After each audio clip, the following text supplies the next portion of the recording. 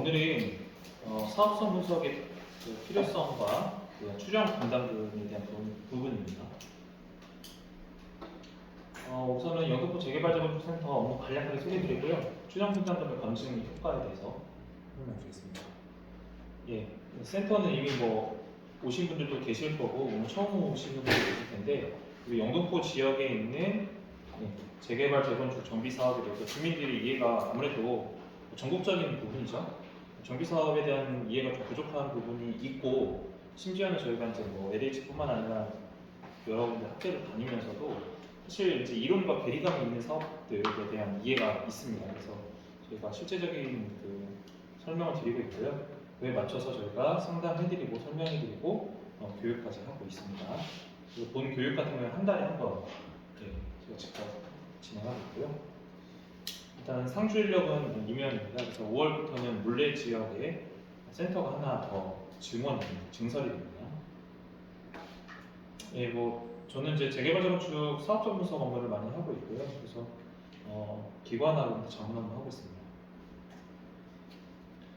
상담센터 운영은 보시는 바와 같이 전담 인력이 이제 구성이 되어 있고, 그다음에 모니터링을 하고 각각 전문가들과 협력체계를 구축하고 있고요. 그다음에 저희 홈페이지, 그러니까 재개발 재건축 센터 홈페이지하고 유튜브 이런 부분의 내용을 전달하고 있습니다.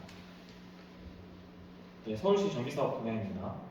예, 서울시 저희 4월 18일자 기사인데요. 서울시 압구정 여의도 공성수 토지거래 허가구역 재지정됐다 그런 내용들이고요.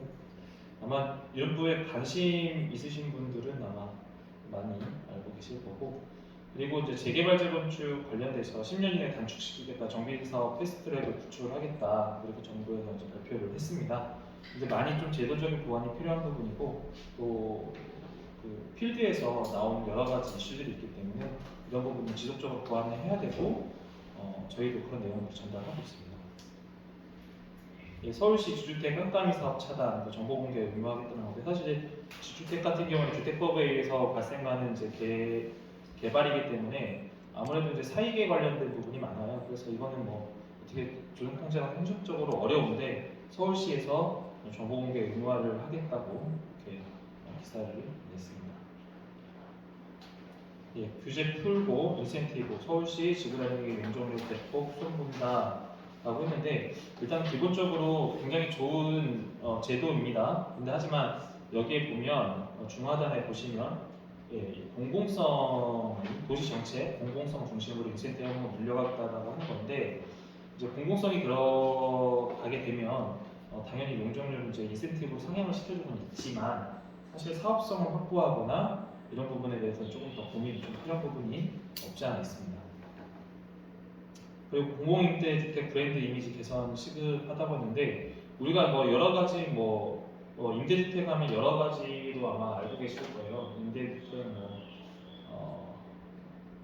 한국주택 그런 여러 가지 단어로 이제 사용이 됐는데 최근에 이제 추세는 그런 임대 아파트 개념보다도 청년이나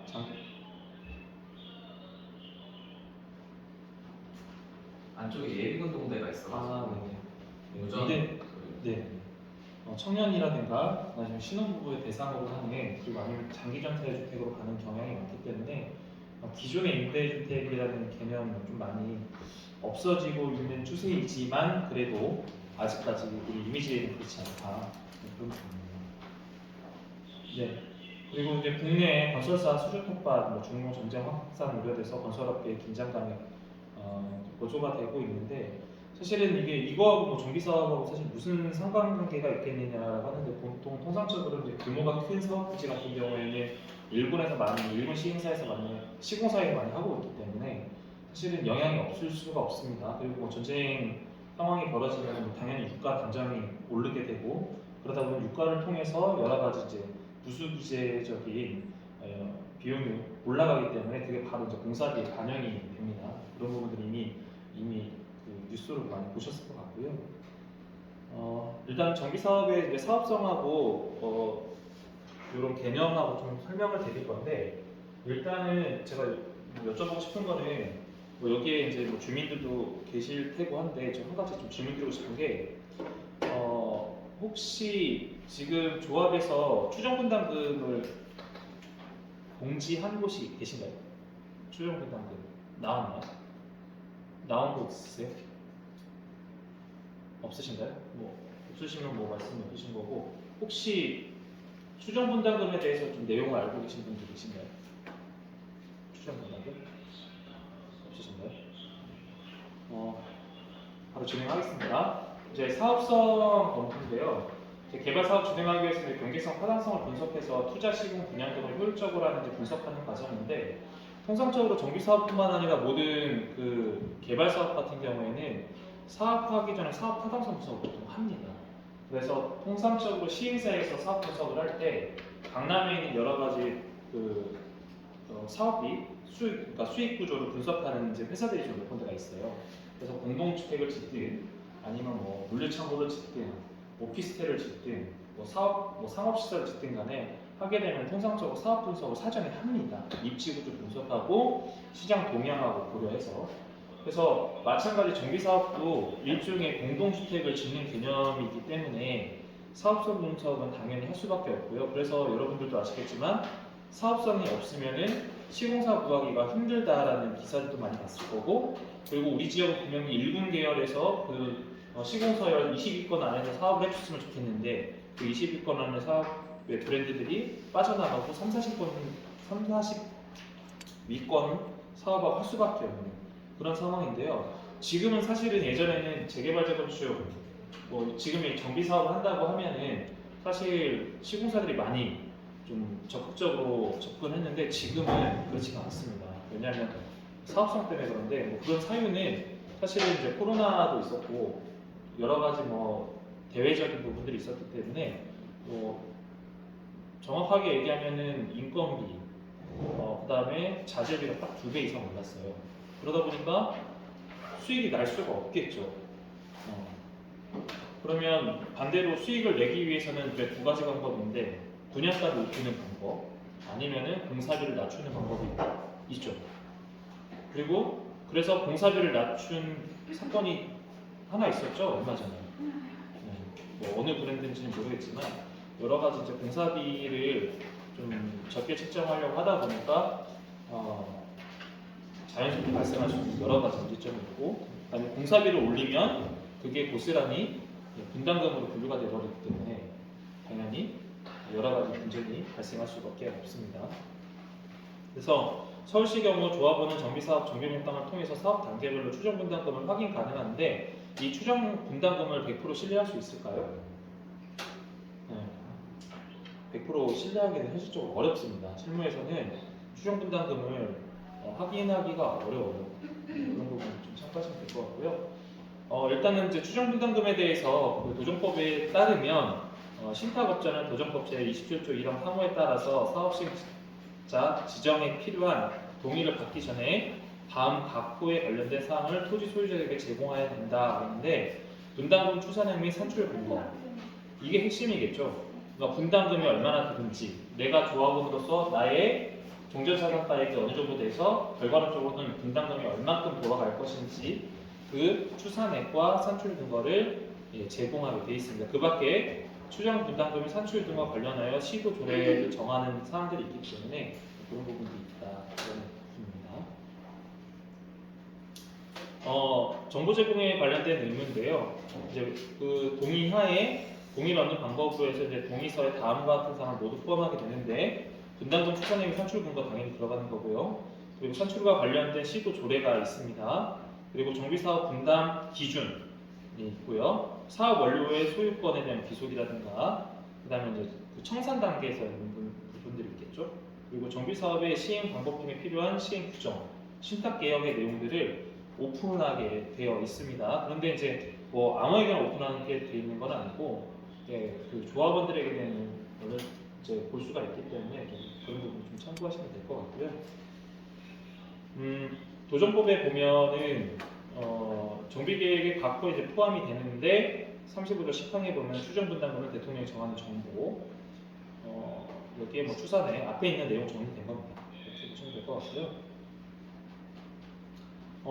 우리 조례를 보면은 추진위원장 또는 조합 임원은 그렇죠? 조합이죠. 여기 말하는 조합 임원은 조합은 조합 설립 동의 시부터 최초로 관리처분 계획을 수립하는 때까지 사업비에 대한 주민 동의를 받고자 하는 경우 분담금 추정 프로그램에 정비 계획 필요한 사항을 입력하고 토지 등 소유자가 계략적인 분담금을 확인할 수 있도록 하며라고 되어 있어요. 토지 소유자에게 개별 통보를 하여야 함이라고 되어 있습니다. 왜냐하면 어차피 뭐 토지나 소유자가 각각에 다르기 때문에 당연히 그런 부분 통보하게 되고요. 추진위원회와 조합은 토지 소유자의 동의를 받고자 하는 사업계획 내용과 조합하게 자료를 입력하여야 한다. 그러니까 투명하게 하라는 얘기입니다. 투명하게 해야 된다. 근데 사실 이제 우리 조합원분들이 잘 모르시죠? 이 내용을 올려놔도 이게 뭐지? 이런 부분들이 좀 있어서 그런 부분들 사실은 좀 해석이 필요한데 해석을 요구하면 잘 얘기 안 해주죠. 네. 이렇게 나왔으니까 참고해라. 뭐 이런 정도만 한다고 늘 말씀들 많이 하십니다. 우리 영등포는 안 그렇고요. 타 그래서 많이 그런 얘기를 하시면서 여기까지 토하시는 분들이 불과 오늘 우천에도 있었고 어제도 있었고 그렇습니다. 일단 조합 설립 동의서 이제 속에 이제 분담금인데요. 여기서는 이렇게 보시면 돼요. 우리가 이제 속된 말로 우리 그 가게에 비용과 지출을 맞출 때 수익이 있고 지출이 있으니까 그럼 수익 빼기 지출하면 이제 분담 그거를 이제 여러 사람 나누면 n분의 1 이제 분담금이라고 하는데 조금 보면은 좀 복잡해요. 근데 실제로 이런 부분을 해석하는 게 굉장히 중요한데 사실 여러분들이 해석할 수 있는 시간이 별로 없죠? 할 수 있는 방법도 없고 그러다 보니까 좀 그런 부분에서 우리가 사업이 진짜 잘 되고 있는 건지 이게 적절하게 분양금이 그러니까 그 평당 분양가가 잘 책정된 건지 나중에 우리가 청산하는 단계에서 내 그 자산의 가치가 적법하게 형성이 됐는지 그런 거는 사실은 알기가 굉장히 어렵습니다. 예. 전문가들조차도 실질적으로 분석을 하지 않으면 그냥 내용 갖고만 얘기를 하기 때문에 사실 어려워요. 사실 저희도 이거 준비하면서 제가 보고 제가 자문하는 CP가 있어요. 그거를 해석해 줘야 돼요. 시행사든 시공사들한테도 해석을 해줘야 되는데 사실 해석할 수 있는 사람이 별로 없어요. 이게 왜 이렇게 몇 프로 요율이 책정됐는지도 그런 내용들이 나와야 어느 부분은 우리가 줄일 수 있구나, 어느 부분은 우리가 또 비용을 더 나갈 수 있겠구나 이렇게 예상할 수가 있는데 사실은 이것만 봐서는 알 수가 없습니다. 사업성 분석과 추정 분담금 결정 요인입니다. 일단은 그 사업성 분석에서 개별 분담금은요, 그 개별 조합원의 분양주택 가격에서 조합원의 부동산 가액, 권리가액을 합계를 뺀 금액을 개별 분담금이라고 합니다. 그래서 개별 조합원의 분양주택 가격은 도시 및 주거정비법, 도정법 74조 관리처분 계획에 따라서 감정평가로 산정하는데 여러분들 한번 생각해 보십시오. 수익률을 올리려면 앞에 있는 분양주택 가격이 커야 됩니까? 아니면은 부동산가의 합계를 낮춰야 됩니까? 가볍게 한번 생각해 보세요. 작더라도 전체 금액이 또 적어지기 때문에 상대적으로 보통 감정가액 공시 실제 가격도 낮게 좀 책정하고 있지 않습니까? 그죠? 보편적으로 낮게 책정하더라도 총 비용이 싸기 때문에 별 차이 없다고 저는 생각되는데. 뭐 그것도 틀린 말씀. 네, 맞습니다. 또 혹시 이 부분에 대해서 각자 생각하는 부분 있으실까요?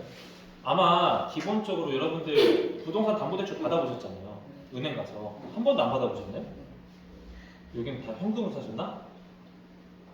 그 보통 가면은 은행에서 부동산 담보대출 할 때 어떻게 해요? 제일 먼저 뭐 합니까? 감정 가격이라든가 그 국면에는 그 시세를 파악해가지고 네. 80%나 70%. 감정평가로 보통 산정을 하는데 자 보세요. 지금 이제 여러분들이 분담금을 적게 내려면 앞에 있는 이게 A라고 하죠. A가 적을수록 좋은 거죠. 그죠?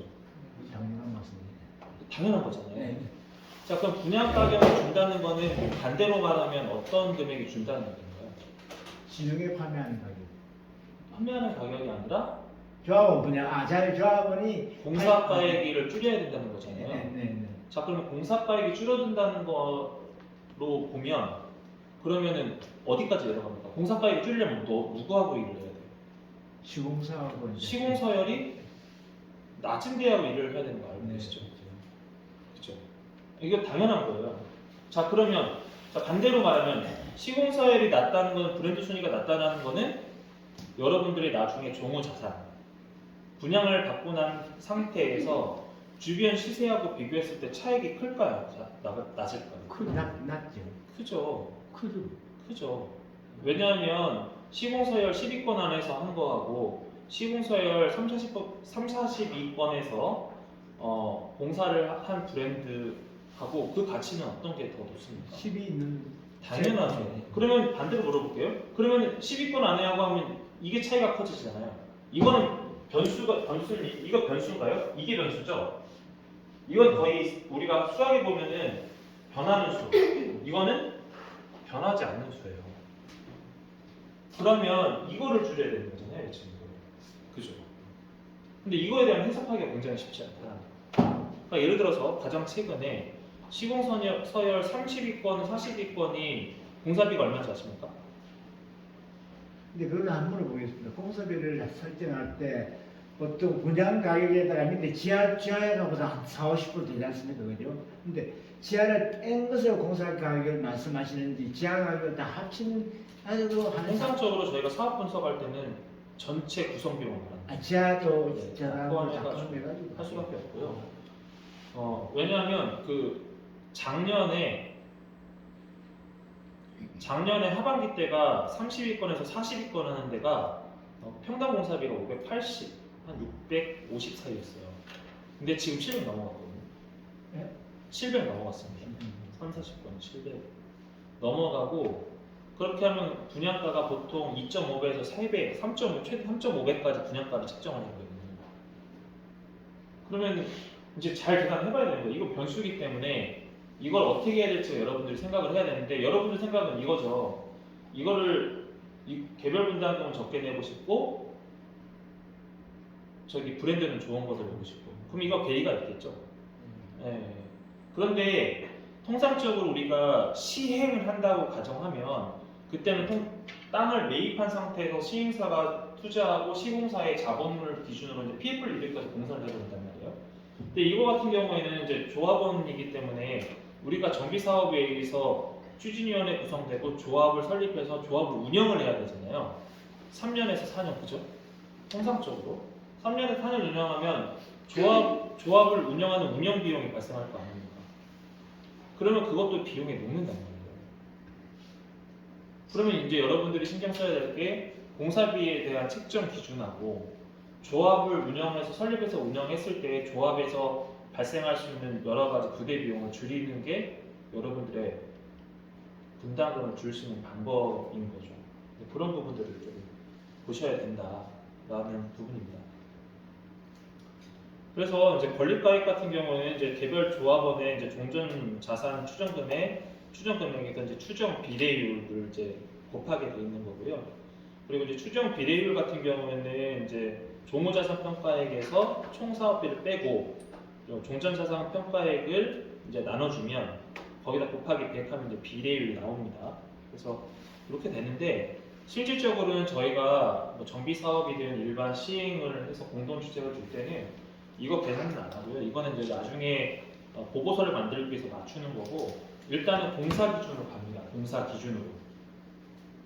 기준으로 공사가액을 꼽고 그러니까 수익가 캐시플로우를 짜게 되거든요. 캐시플로우를 짜게 되면은 전체적으로 이제 기본 설계도를 기반으로 해서 대부분 이제 84가 많이 들어가잖아요. 84 기준을 쭉 놓고 그다음에 이제 용적률을 이제 속된 말로 이제 우리끼리 하는 게 때려 넣으면 대략적으로 공사가의 추정치가 나와요. 거기에서 우리가 이제 여러분들의 지가를 매입한다고 했을 때 그게 초기 투자 비용이 되는 거예요. 초기 투자 비용을 이제 넣고 하면 이제 거기에 뭐 인허가 비용, 뭐 감가상각, 뭐 시행사 운영 비용에서 쭉 들어가거든요. 자동 계산이 돼 있어요. 요율이 있기 때문에. 자 거기에 여러분들은 뭐가 플러스 되냐면 조합 운영비가 플러스가 되게 됩니다. 통상적으로. 근데 이제 이거는 굉장히 좀 심플한 거고요. 내용을 보면은 쭉 나옵니다. 그러면은 단위 사업단 이자 비율, 왜냐면 이자 금융 비용이 발생하는 부분들이 있기 때문에 그 금융 비용하고 이런 것들이 잘 고려가 되는 그런 부분이 좀 있다라고 보시면 됩니다. 그리고 좀 앞에로 넘어가면 이 감정평가라는데요. 감정평가 혹시 어떻게 하는지 아시나요? 감정평가? 감정 가격을 뭐 주주분 해드리고 싶은데 말입니다. 일반 조합으로 이렇게 할 때 감정 가격은 두 군데 감정 업체를 선정하고 서울시나 LH공사에서 할 때는 보통 세 군데 감정 업체를 선정한다고 알고 있거든요. 네. 그렇다면 제가 관리처분을 할 때 세 군데 하나 두 군데 하나 아무리 유리한 시공업체를 정한다는 비슷하지 않습니까? 어차피 이제 최대값과 최소값은 빠지게 돼 있고요. 그럼 중간값으로 정리가 되는데 네. 지금 여러분들이 이제 하셔야 될 게 그 감정평가 같은 경우에는요. 이거는 이제 물론 이제 감정평가의 기본적인 가이드라인은 있는데 은행 금융권에서 감정평가를 하게 되면은 일단은 금액을 많이 뽑아주려고 하면 어떻게 할까요? 금액 산정을 많이 해주려면 감정평가 금액을 올리겠죠. 감정평가 금액이 올라야 대출이 나오는 거니까. 근데 반대로 말하면 금액을 안 뽑아주려고 하면 감정평가 금액을 낮출 수밖에 없는 거죠. 그러면 조합은 여러분들은 뭘 하셔야 되는 거예요? 감정평가 금액을 높일 수 있는 방법을 찾아야 되는 거죠. 왜냐하면 이게 여러분들의 자산이니까. 그죠? 그런 부분들이기 때문에 관심을 많이 가지셔야 돼요. 네. 자, 그래서 그 사업성 분석 및 추정 분담금 결정 변수를 좀 설명드렸습니다. 평상시 같이 막 돌아다니면서 얘기할 것 같은데 지금 계속 듣기만 했더니 목 아프고 몸도 아프네요. 일단은 사업성 분석 및 추정 분담금 결정 변수가 있는데 각각의 추정을 얼마나 합리적으로 추산하는가 막연하죠. 합리적으로 어떻게 추산할 수 있겠어요. 우리가 수치화 시켜야 되는데 똑같은 거죠. 똑같이 84라고 해서 강남하고 죄송합니다. 강남하고 영등포가 같을까요? 정말 틀리죠. 다르죠. 네, 달라요. 다를 수밖에 없어요. 그리고 강남 쪽하고 강북 쪽, 그러니까 한강 이남 쪽하고 이북 쪽하고 같겠습니까? 다를 수밖에 없어요. 그래서 합리적인 추산하는데 이 합리적인 근거를 어디에다가 기준을 두냐에 따라 좀 다른 거죠. 그다음에 사업 분석의 핵심이다라고 되어 있습니다. 그 총 수익 같은 경우에는 분양 수입이 있는데 수입이 변동되면 비례율이 변동되니까 그죠? 관리가액에 영향을 미치게 돼 있고요. 당연한 거죠. 수익이 풀로에서 완판되면 상관이 없는데 만약에 미분양되면 어떻게 됩니까? 미분양되면 어떻게 돼요? 안 되잖아요. 그러고 해서 당연히 변동되고 관리가액에 영향을 미치고요. 총지출 지출이 변동되면 되는데 그동안은 우리가 지출이 변동될 수 있었을까요? 안 됐을까요? 우리가 그동안 기존의 사업 지출가액은 거의 변수가 아니라 상수였어요. 약간 일부 변수는 있을 수 있어요. 왜냐하면 이렇게 사업을 하다 보면은 부대적으로 매입해야 되는 토지들이 있을 거고요. 그렇죠? 이 사업과 관계없지만 이 사업을 하기 위해서 매입해야 될 거고 간혹 가다가 이제 민간 재개발하게 되면은 나 현금 청산하려고 쭉 뻗어버리면 어떻게 돼요? 그분은 어쨌든 내보내야 되니까 그런 게 있었어도 총 지출은 크게 변하지 않았는데 우리가 코로나 변수가 터지면서 총 지출가액이 부쩍 떴어요. 아까 말씀드렸지만 인건비 2배, 자재값 2배가 떴기 때문에 이게 어떻게 보면 이제 변수가 돼버리는 거예요. 그런 부분들이 있습니다. 그리고 여기 이제 변수라고 되는데 사실 큰 변수는 아니었어요. 총 지출은. 근데 지금은 큰 변수죠. 그리고 종전자산 평가 금액에서 종전자산 평가 금액은 정비사업 시행 전 토지 및 건물에 대한 평가 금액인 거죠. 그죠? 근데 사실은 이제 종전자산가라는 용어가 어떻게 보면 여러분들한테도 마이너스가 될 수 있어요. 내 입장에서는 개발 전에 부지하고 좀 쉽게 설명드리면 이거는 극단적인 예니까요. 농림지역이 낫나요? 계획관리지역이 낫나요? 인허가상에 내 부지 토지가 농림지역이 비싸요? 계획관리지역이 비싸요? 계획관리지역이 비싼 거죠. 근데 우리가 이제 조합원들 입장에서 봤을 때는 평가할 때 당시에는 내가 개발하기 전이기 때문에 사실은 그 지역 가치가 지역의 그동안의 시세와 이런 거에 영향을 받고 있지만 사실은 정비를 해버리면 그때 당시에는 새로운 건물들이 들어온다는, 그러니까 환경적인 인자 중에서 땅값이 다른 데보다 소폭이 아니라 거의 대폭 상승하게 돼 있다면 무조건 대폭 상승하게 돼 있어요. 근데 사실은 여러분들은 종전자산가 평가를 할 수밖에 없다. 그게 이제 조금 다소 아쉬운 거죠. 근데 뭐 어떻게 지금 어쩔 수가 없는 부분이니까. 그래서 종전자산 평가 금액이 변동되면은 권리가액이 변동되고 비례율도 영향을 당연히 미치게 될 수밖에 없습니다. 자, 그 추정 비례율의 어떤 필요성에 대해서를 좀 설명을 드리면요, 뭐 여러 얘기가 있는데 그 정비 사업 초기에 여기 하단 보시면 됩니다. 정비 사업 초기에 분담금 규모 등 사업 수지를 계략적으로 분석한다는 건 뭐예요? 그냥 계략이 아니라 대략적으로 분석하고 추정 비례율에 따른 분담금 규모를 계략적으로, 이것도 대략적으로 해석을 하시면 돼요. 대략적으로 확인한 후에 합리적으로 동의 여부를 이제 결정하게 되는데, 사실은 이 사업 수지 분석을 대략적으로 해야 되나요?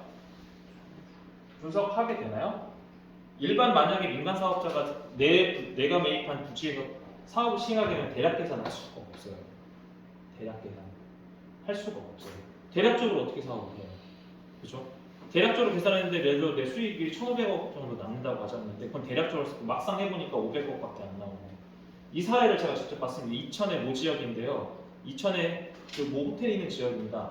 거기에 주상복합이 엄청 올라왔어요. 근데 저희가 사업 분석을 할 때 거기가 뭐 강남에 있는 모 회사를 통해서 진행을 했었는데, 거기서는 그러니까 주상복합의 수익률이 한 100억 정도, 100억에서 120억 나온다고 했어요.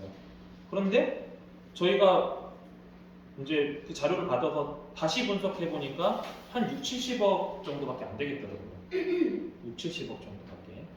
그러면 그 갭이 얼마입니까? 40억에서 최대 60억 차이가 나는 거예요. 근데 실제로 얼마 났을까요? 불과 몇 년 전 얘기 아니에요. 실제로 수익이 30억밖에 안 나왔어요. 왜 그랬냐면 거기에 이제 코로나 터지면서 기초 공사비가 올라가면서 30억밖에 안 남으니까 시행사 입장에서는 30억이 남았으나 사실 그동안 땅값 치른 거 이자율 계산하려면 그냥 본인 비용 회수한 것밖에 안 돼. 그러면 여러분들은 정비 사업을 할 때 이거 계략적으로 계산을 해야 돼요? 정확하게 해야 돼요. 대략적이 아니라 정확하게 분석하셔야 돼요. 근데 이거를 안 하고 넘어가죠. 왜냐하면 빨리 사업 가야 되니까. 그죠? 그런 부분들이 있습니다. 그 추정 비례율의 한계, 추정 비례율을 결정하는 요인들은 현재 시점에서 이제 미리 추정하여 이제 분석하는 건데, 추정하여 분석하기 때문에 사실 정확성은 이제 당연히 떨어질 수밖에 없는데, 제가 말하는 정확성이라는 거는 통상적으로 각 지역의 그러니까 부동산 증감률이 분명히 있어요. 증감률 계산하고 그 다음에 인근 지역의 공사비 추세를 좀 보긴 봐야 되거든요. 그런데 사실은 이제 그런 거 보기가 어려워요. 왜냐하면 브랜드가 다르니까 브랜드에서 이제 불러주는 그 금액에 맞춰서 하게 할 수밖에 없는 거거든요. 그러니까 그거를 좀 사실은 추정 분담금 분석하거나 할 때 보통 시공사에서 와서 설명회를 열잖아요. 그러면 그 내용들을 좀 봐줘야 되는데 이미 시공사에서 와서 설명회 할 때는 이미 거의 끝난 상황인 거예요. 업체들은 정해져 있기 때문에. 그거를 이제 외부에서 반대로, 그러니까 역산한다고 하죠. 그러니까 예를 들어서 업체가 저는 뭐 예를 들어서 이 공사할 때 2조 5천억에 하겠습니다 갖고 왔을 때, 그러면 이 2조 5천억이 타당한 거냐 해서 역추적해서 타고 내려가거든요. 그런 식으로 사실 해줄 필요가 있어요. 거기에 용역비를 쓰는 게 훨씬 나아요. 그래야지, 그러면 이 공사 가액이 적절하지 않다라고 하면은 그 시공사업은 못 하는 거 아니에요. 그렇게 해야지 비용을 줄이는 건데, 대부분은 여러분들 언뜻 생각할 때는 그냥 일단 브랜드가 좋네, 뭐 좋다고 하니까 좋은가 봐, 이런 식으로 아직도 하세요. 그러니까 뭐 서울뿐만 아니라 전 지역이 다 그래요. 지역으로 내려가면 더 해요. 네, 지역으로 나가면 더 하고, 또 지역으로 나가면 심지어는 공사비가 싸니까 좋대, 이런 식으로까지 생각을 해요. 근데 여러분들은 서울시만은 또 그러면 안 되죠. 그래서 사실은 추정분담금 같은 경우에는 그 시공사 설명회를 마치고 나면은 그 분담금 추산 자료들이 있어요. 그럼 그거 갖고 사실은 용역을 주더라도 역산을 해보는 게 맞아요. 타당해요. 그래야지 거기서 비용을 줄이는 게 여러분들 보세요. 보통 보통 뭐 좀 지역마다 좀 다르지만 평균 뭐 거의 1조 5천억 6천억 이상 1조짜리 공사한다고 그냥 1조라고 그냥 가정 1조라고 가정해볼게요. 1조의 가정에서 여러분들 그 역산해버리면 보통 5천만 원에서 최대 1억 정도 되거든요. 용역 비용이 5억 그러니까 5천에서 1억 정도 돼요. 1조짜리 사업 보통 하면 역산을 해서 사업비 추정조사하게 들어가면 그런데 거기에 그래 좋아요 1억이라고 가정 1억 투자하실래요? 아니면은 그 부대 비용 해서 0.2%만 바뀌어도 그죠? 0.2%만 1조에 0.2%면 20억이에요. 그게 바뀌어요. 네. 근데 그냥 일단은 그냥 진행을 하는 경우가 되게 많다. 그래서 누누이 저는 이제 사업성을 분석, 제 사업성 분석이 제 주 전공이다 보니까 말씀을 드려도 안 들어요, 안 돼요. 네. 그럼 나중에 줄일 수 있는 부분들이 있는데 그게 참 아쉽다라는 부분이고요. 그래서 실제 집행 금액과 차이가 발생할 수밖에 없어요. 그리고 외부 요인까지 예측하고 계산하기 어렵다는 한계가 있어서 그런 부분들이 있고 그래서 저희가 이제 외부 인자 같은 경우에는 뭐 코로나 이전에도 플러스 마이너스 알파 따지거든요. 그러니까 외부 변수들이 있기 때문에 그런 부분들을 좀 고려해서 분석하셔야 된다라는 건데 이제 좀 자체적으로 조합원들이 하기가 좀 쉽지가 않다라는 부분입니다. 그래서 이제 비례율과 이제 분담금을 계산하게 되면은 분담금은 이제 조합원 분양가에서 종전자산가 평가에 이제 하고 비례율 곱하면 권리가액이 나오잖아요. 그럼 권리가액을 뺀 금액이 이제 분담금은 이제 n분의 1 하면 된다고 보시면 됩니다. 각자. 네.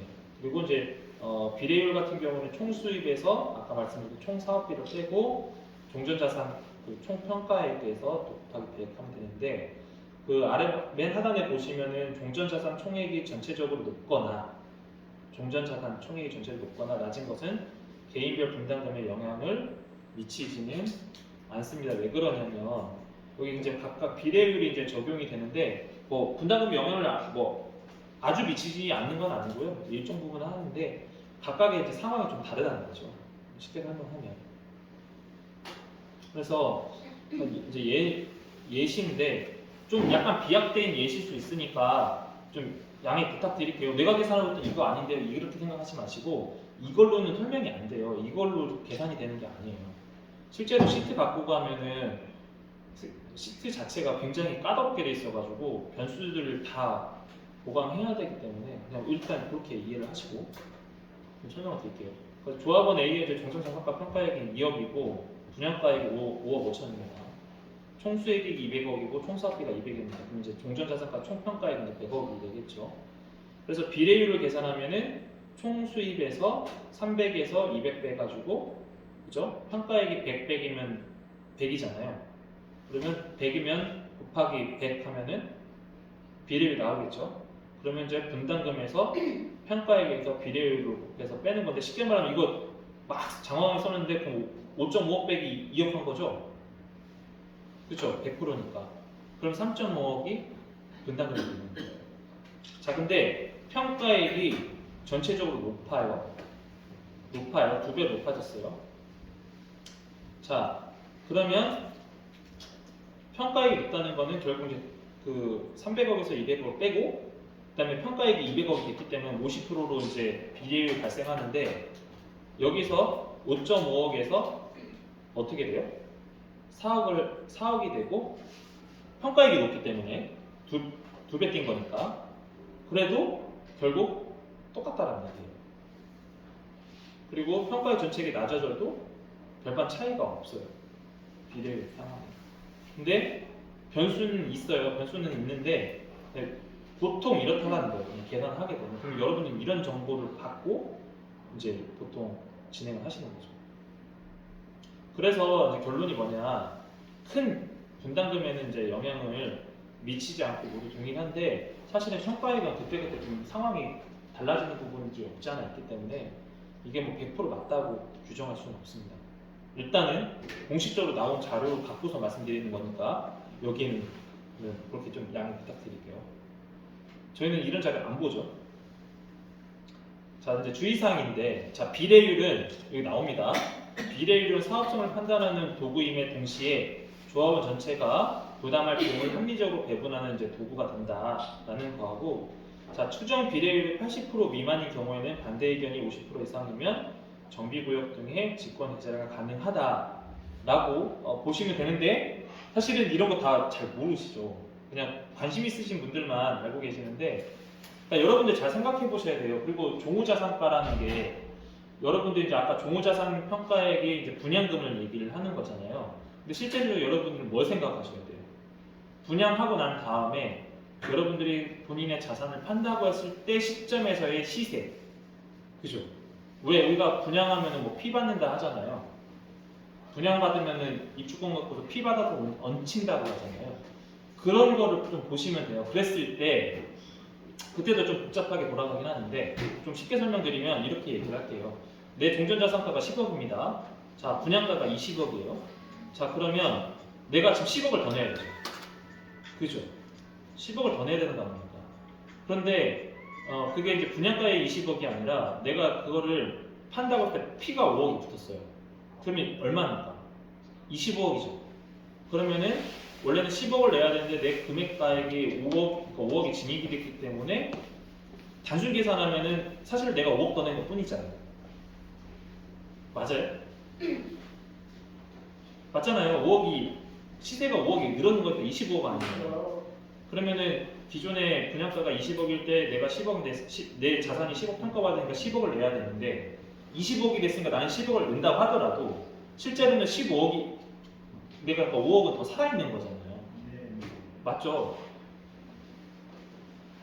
제 말이 다른가? 맞잖아요. 자, 그 다음에 그러면 또 예를 들어 20억인데 30억이 시세가 그러니까 피가 붙은 게 아니라 30억 정도 시세 되면 그럼 여러분들은 어떻게 하셔요? 이거는 그냥 무조건 분담금 내고 그냥 들어가야 되는 거겠죠. 하지만 이게 우리끼리 하는 얘기고 실질적으로는 금액이 올랐다 손 치더라도 우리가 이자 분담금 계산해야 되는 거죠. 그렇죠. 실제 내가 낸 금액이 10억이고 피가 5억이 붙어서 25억이 붙다든 치더라도 내가 나가야 돈이 되는 거잖아요. 그렇잖아. 그렇죠? 그러면은 그 기준으로 내가 2년 뒤에 나갈지 3년 뒤에 나갈지에 따라서 시세는 또 바뀌게 됐단 말이에요. 그러면 그런 걸 다 계산해봐야지 아 이게 사업성이 있는 거구나 없는 거구나 나온단 말이에요. 그러니까 되게 복잡해요. 그러니까 이렇게 계산해서는 안 돼요. 근데 어쩔 수 없어요. 지금 뭐 구조가 그렇게 돼 있으니까 그런 것들을 계산해봤을 때 야 내가 분담금이 올라갔다 그러니까 분담금이 무조건 높다고 해서 안 들어갈 게 아니고 분담금이 조금 높아도 추후에 제가 말하는 종후자산은 실제 내가 입주하는 상태의 그 시점에서의 시세 그리고 실거래가 금액과 내가 이자를 납부할 수 있는 능력을 고려해서 2, 3년 뒤에 나간다고 했을 때 아니면 현재 뭐 전세를 주고 나간다고 하면 그렇게 했을 때 금액을 따져보면 돼요. 제일 정확하긴 해요. 그러면 우리가 여러분들이 하셔야 될 거는 뭐 분담금이 얼마다도 물론 중요하지만 보통 3, 4년 만에 입주한다고 보면 돼요. 물론 큰 문제가 없다면 다 밀어내고 그러면 뭐 3년, 4년 많게는 5년 뒤에 종후자산을 그러니까 제가 말하는 사업성에 그러니까 여러분들의 실제 그때 자산을 다시 계산해 보는 거예요. 그렇게 했을 때 야 이거 내가 10억 더 내도 돈이 되는구나 안 되는구나 알 수 있다. 그걸 계산을 해야지 간혹 가다가 그런 거 있어요. 뭐 제가 뭐 유튜브를 뭐 욕을 하는 건 아닌데 분명히 되게 전문가 되게 많거든요. 저도 유튜브 가끔 그런 분들 좀 봐요. 그분들이 또 필드에서는 틀린 말을 하지 않기 때문에 보는데 종후자산 평가액의 의견이 다 상이해요. 왜냐면 그걸 다 안 해봤기 때문에. 그러면 간혹 그런 얘기 하잖아요. 재개발 재건축 지역에 재개발 재건축 지역에 투자를 해야 되냐 말아야 되냐는 지금 현 시세 시점에서 내가 매입 단가로 보는 게 아니라 실제적으로 그러니까 공기가 끝나고 입주하는 시점에서의 이자 비용과 시세와 실거래가 기준으로 다 계산해봐요. 그때 당시에 물가까지 고려해서. 내가 지금 시점에 물가가 10,000원인데 3년, 4년 뒤에 물가가 20,000원이 있어요. 그러면 또 다른 문제거든요. 이게 비용이라는 게. 그러니까 그런 것들이 사실 사업성에서 예비 사업성으로 나와야 되는 거예요. 그랬을 때 내가 지금 실제로는 실부담금을 내가 진짜 분양하는 이 시점에서 내가 10억을 내야 되지만 실제로 내가 입주하는 그 시점에서는 실제로 차 떼고 코 떼고 하다 보니까 10억을 냈으나 현금상으로는 내가 10억을 내서 대출 받아서 냈으나 실질적으로 내가 보유하고 있는 자산이 15억이 됐기 때문에 내가 현재 5억 정도밖에 안 낸 거구나 라고 생각하시는 게 더 빨라요. 맞나? 보시나? 그렇게 생각하고 해야지 이게 사업성 분석이 되는 거예요. 근데 우리는 지금 당장 요 앞에 것만 딱 보는 거죠. 그렇게 하셔야 됩니다. 어렵죠? 종전자산 분양수익 사업비용 추정인데요. 종전자산 추정은 종전자산은 이제 부동산 공시가격과 약식감정 평가를 기초로 이제 추정을 하는데 뭐 종전자산 감정평가사 의뢰에서는 가장 정확하고요. 그리고 이제 아까 말씀드렸던 것처럼 감정평가사를 잘 선택을 해야겠죠. 그렇죠? 여러분들 입장에서는 내 그 자산, 종전자산가를 높이려면 어떻게 해야 돼요? 내 지역에 있는 감정평가 금액을 높여주는 감정평가사를 써야 되는 거예요. 그죠?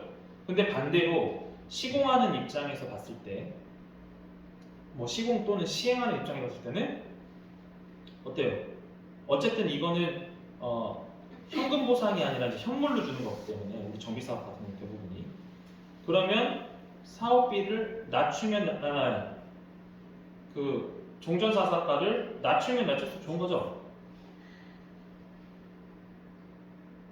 아닌가요? 맞아요. 그냥 아파트 싸게 들어간대요. 그렇죠? 예.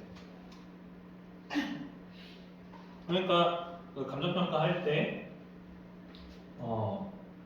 감정평가사 선임할 때도 조합원들이 되게 노력을 많이 하셔야 돼요. 근데 안 하죠? 네, 말해도 잘 안 합니다.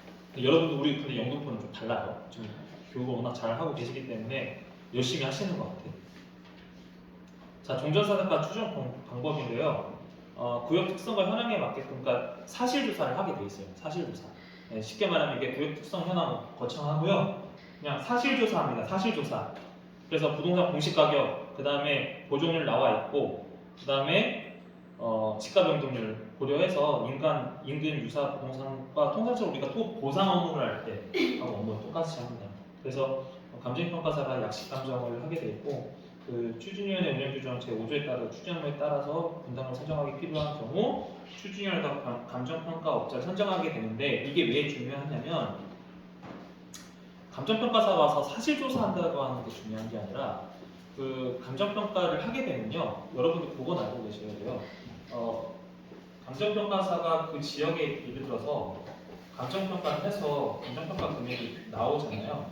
그러면 내가 예를 들어 후에 선임을 해서 후선임을 해서 이 금액을 올릴 수 있는 한계가 있어요. 네.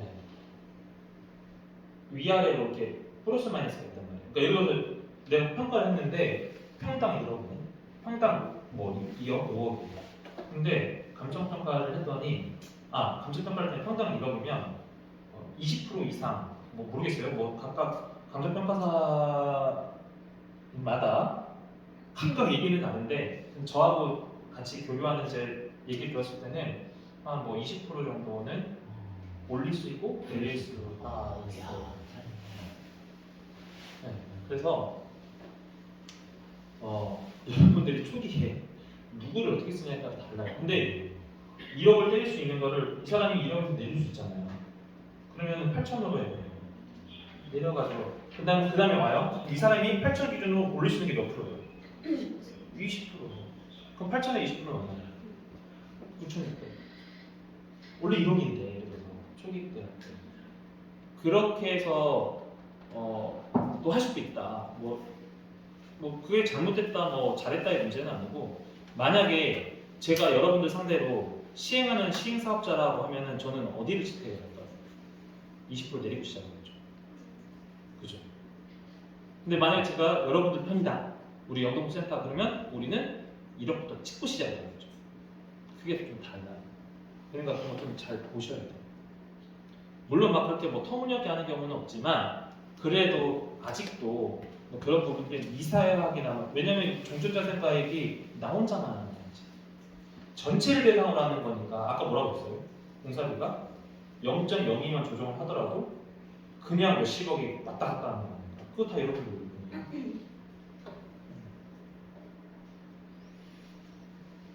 그런 부분에 좀 민감하게 반응하셔라. 그런 얘기를 드리고 싶네요. 네, 국공유지, 뭐 청산 대상 부동산, 뭐 조합이 매입하는 부동산에 대해서는 매입과 동시에 토지 소유자 등 분양 대상자에 해당하지 않으므로 조정 자산가 평가 자산 평액에서 이제 제외한다 는 부분이고요. 분양 수익 추정 같은 경우는 그 정비 사업에서 분양 수익이란 사업 시행에 따른 총 수익을 의미하는 거고요. 뭐 조합원 분양 수익이 있고 일반 분양 수익이 있고 임대시설 내각 수익으로 이제 구분이 되는데 이제 조합원 분양 같은 경우는 이제 종호자산 감정평가의 금액으로 하고 일반 분양은 인근주택 당연한 거죠. 그다음에 이제 임대시설 내각 같은 경우는 그때 당시 이제 뭐 산출 금액이 있으니까 이건 뭐 당연한 얘기.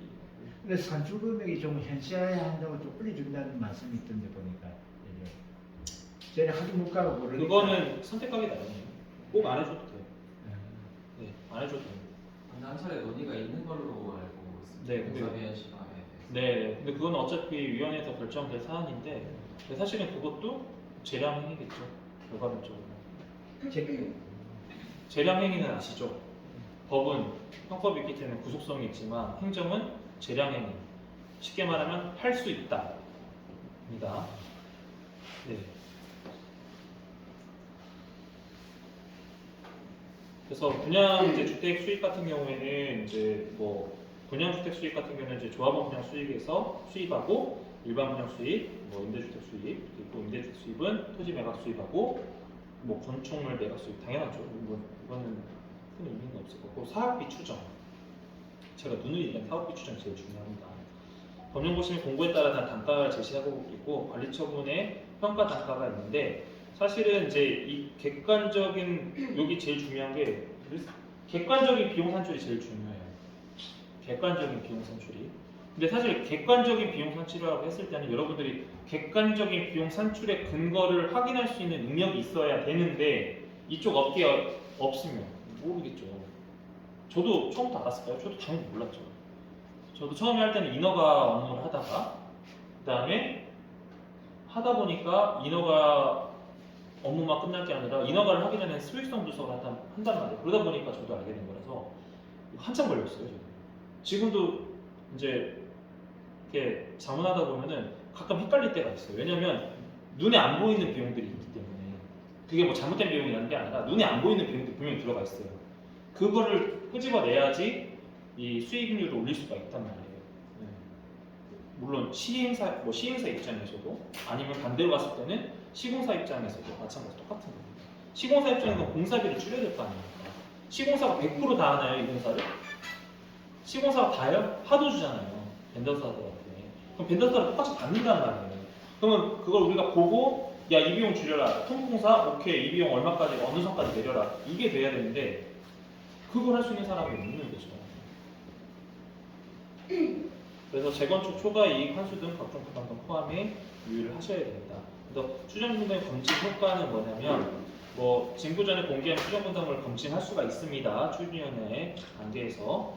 그래서 이제 그다음에 뭐 관리 처분인가 총액 개최 전에 확정된 사업비 및 분담금인데 이거 확정 사업비라고 해도 변경될 수 있어요, 없어요? 네, 맞습니다. 네. 열심히 나오시는 확실히. 네, 가능합니다. 왜냐하면 근데 이제 여러분들 한 가지 팁을 드리면 이거는 뭐 누구가 잘한다 못한다가 아니라 통상적으로 얘기할 때 시공서열 10위권 안에는 사업비 변경 잘 안 해요. 자기네 브랜드가 있기 때문에. 그런데 밑으로 가면 갈수록 사업비 변경을 합니다. 여러 가지 변경. 네. 요건 아마 들어보셨을 거예요. 시공 서열이 높으면 높도록 자기네가 속된 말로 시공 서열이 거의 다 대기업 분들이잖아요. 본인들이 브랜드가 있기 때문에 그러니까 공사비를 잘 조정을 안 해요. 그냥 거의 올라가도 좀 자기가 손해 보는 쪽으로 가는데 낮으면 낮은 절대 손해 보려고 안 해요. 그러면은 가다가 자꾸 이것저것 공사비를 이제 하다 보면 저희가 지금 분쟁 터졌을 때 했던 뭐 대전에 모 지역이 있습니다. 거기는 조합원들이 분담금을 계속 내고 있어요. 지금 추가 비용 5천씩, 3천씩 이게 가랑비에 엎젓는 거예요. 그럼 나중에 그게 굉장히 좋게 좋은 브랜드가 들어와서 수익이 향상되면 좋은데 안 되면 어떻게 돼요? 시세 차익이 없으면 결국 분양가나 그러니까 조합원 분양이나 일반 분양에 차이가 없어서 그냥 그 비용이 들어가는 경우가 생기면 뭐가 되냐면 야 이거 경매받아서 들어가면 더 쌀 수도 있겠는데? 약간 이런 느낌이 들긴 할 거예요. 그런 게 좀 있습니다. 아니면 금매로 나오는 게 사는 게 살 수도 있다 라는 부분도 있습니다. 얼마 전에 대기업 브랜드에서도 100% 완판됐다고 해놓고서 저는 완판 안 될 줄 알았거든요. 완판 안 돼가지고 회사채가 나오기 시작했습니다. 저는 뭘 사라고 해요? 회사채 사라고 하죠. 그게 나으니까 금매로 나오는 거. 비용 처리 때문에 그런 것들이 있습니다. 그래서 어쨌든 검증 절차 불이행 및 추정 분담금 미공개 시 다음 단계 사업 추진 인지 불가한 거고 여기서 미공개하는 경우는 거의 없어요. 다 공개를 하는데 여러분들이 해석을 못해서 아 그런 거보다 우리가 넘어가는 거죠. 그러면 이제 분담금 올라가는 거죠. 정비사업 전문가가 이제 5명에서 7명으로 구성되는 구청 검증위원회에서 적정성 검토를 하고요. 검증 결과에 따라 수정 보완하고 정비사업에 대한 정보 공개에 공개를 하는데 모르겠어요. 지금 뭐 어느 정도 수준으로 검증을 하는지는 모르겠어요. 물론 잘 하실 거라고 믿어요. 믿어 의심치 않고 잘 하실 거라고 생각합니다. 넘어갔습니다. 말하기 애매하네요. 네. 어쨌든 그 사업성 이제 분석할 때는 인근 정비 사업 종전 자산가나 사업비 분양가 등 이제 사례를 검토해서 이제 종합적하고 정확한 이제 객관성 높여서 이제 판단이 필요한데 아까도 말씀드렸지만 조금 여러분들 이제 조합원들이나 뭐 주변에 전문가들이 정말 있다면 그분들한테 좀 한번 의뢰를 해보시고요. 정 안 되면 비용이 좀 들더라도 조합원 비용이 들더라도 예, 보통 사업성 아까 5천에서 한 1억 정도 된다고 말씀드렸던 것 같은데 그렇게 해서 분석을 해서 조합원들의 의견을 반영해 주는 게 좋습니다. 그래야지 여러분들이 조금 분담금을 손해는 분명히 아니에요. 분담금이라는 게 손해는 아니고 아까 제가 계산을 해보라고 했죠. 이게 분양가액과 그 당시 입주하는 그 시점의 시세 뭐 여러 가지 이자 비율 이런 거 계산을 쭉 빼보면 그러니까 여러분들 아는 범위를 빼보면 그게 여러분들 수익이라는 거예요. 그렇게 했을 때 결과론적으로는 사업성의 타당성을 볼 수 있는 거기 때문에 단순히 여기서 나오는 그런 내용 갖고서는 구분하기가 어려우니까 그렇게 좀 관심을 갖고 진행을 해주시면 좋겠다라고 생각합니다. 네, 오늘 여기까지만 하고요. 혹시 궁금한 거 있으시면 제가 오늘은 올해 질문을 받지는 못하고 일단은 아는 범위한테 말씀드릴 테니까 질문 있으시면 질문 주십시오. 네, 안사는데 정비계획안 동의서 양식을 보니까 말입니다. 금년 6월 22일에 발표된 양식이 있고 작년 22년 9월 26일 날 발표된 양식이 있고 국토교통부 양식이 있는데 서울시에서 어느 양식을 써도 상관없는 겁니까? 세 가지가 있더라고요. 양식.